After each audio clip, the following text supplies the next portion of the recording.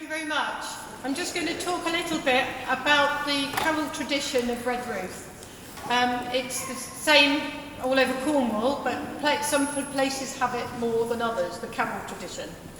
So in 2017, myself and a very good friend, Sally Burley, produced a book called Hark the Glad Sound of Cornish Carols.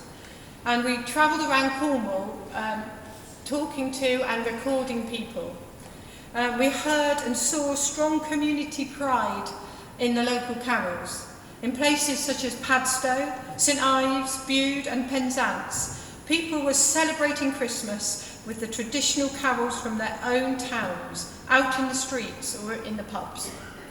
They were visiting people who remembered them, and others were coming from far and wide to hear them too, recognising them to be uniquely special. These were carols with harmonies and fugues, just like we've been singing, known by some as carol hymns, or the true Cornish carol. What we discovered was that not only does Redruth have its own similar carols, but that they contributed a huge legacy to this carol tradition. Redruth being recognised by many collectors as the crucible in which this style of carol hymns was forged.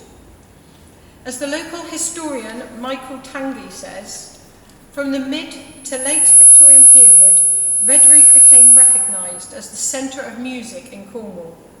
It is quite obvious that the inspiration from its description in 1887 as a musical metropolis stemmed from the influence of Methodism. Sorry, I know we're in a church. Local chapels filled to capacity were led by large choirs trained by talented musicians to perform to a high standard.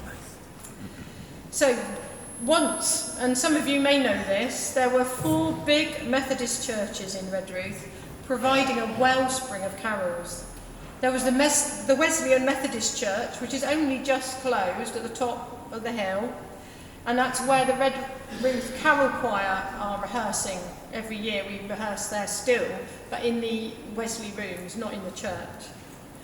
There's the United Methodist Church, or as it became known, the Flower Pot Chapel. And you may know that because there's a place called the Flower Pot Car Park. Well, once upon a time there was a huge chapel there, and again, many people would remember that it got burned down. I think it was the 70s. It could hold up to 2,000 people. So you just think how many people were there singing. It was looked upon as one of the cathedrals of Cornish Methodism. Then there was the Primitive Methodist Chapel at Plenengwarry.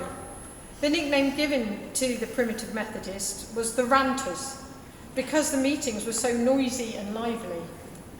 One day, they praised the Lord so enthusiastically in the upstairs room of the old chapel that the ceiling gave way. But amazingly, no one was hurt. That's true. And then finally, the 4th chapel is just down the road here, and it's the Bible Christian Chapel on Truro Hill, which is now flats. And all those churches, the carols were a feature in all of them. Originally, because they needed to spread the carol services out, they actually held them at 6 a.m, 7 a.m, 8 a.m, and 9 a.m. in each church on Christmas morning. People from the countryside would stay overnight on Christmas Eve so they could attend all 4. However, an unfortunate custom arose whereby many of the congregation left in the middle of the service in order to get a good seat at the next chapel. True. Amazing, isn't it? Now, these carols easily spread from the churches and out into the community. There's a pocketbook of carol words from 1891 printed in Redruth. It has 147 carols and anthems. In the West Briton of 1889, it states that in Redruth, carol singing this season promises to be well to the fore.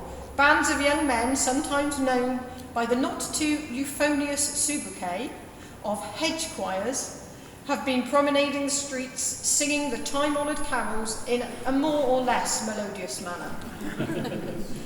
This has been going on for several weeks past, and principally on Sunday evenings. So these hedge choirs were again mentioned in the 1900s and show how the carols were not confined to the chapels but were being sung everywhere. And again, a quote from Michael Tanguy: "No singing within walls can equal the beauty and sweetness of open-air carolling, where the miners' powerful voices blend in thrilling harmony." Not surprisingly, some of the great composers of these carols also came from the Redruth area. Many were miners and self-taught, the greatest perhaps being Thomas Merritt from Iluggan, whose carols are still sung around Cornwall and also in the Cornish diaspora. In 1899, Merritt's first set of carols sold 4,000 copies in December alone.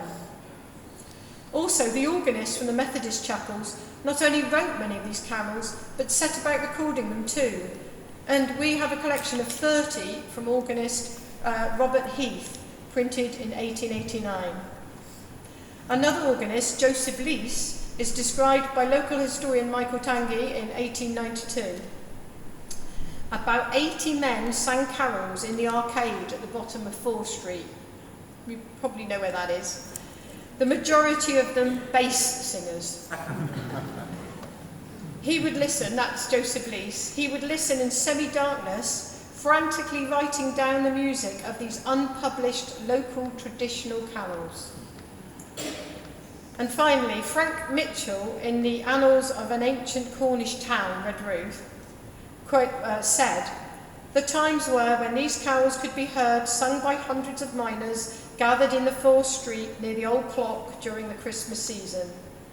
However, surprisingly today, there is very little knowledge of these carols within the Redruth community and very little opportunity to hear them. We believe these carols to be an important part of our Cornish cultural identity, and we hope to increase the knowledge of Redruth's amazing heritage, to contribute to a sense of community, pride, and engender once again a strong feeling of ownership and love of these uplifting carols."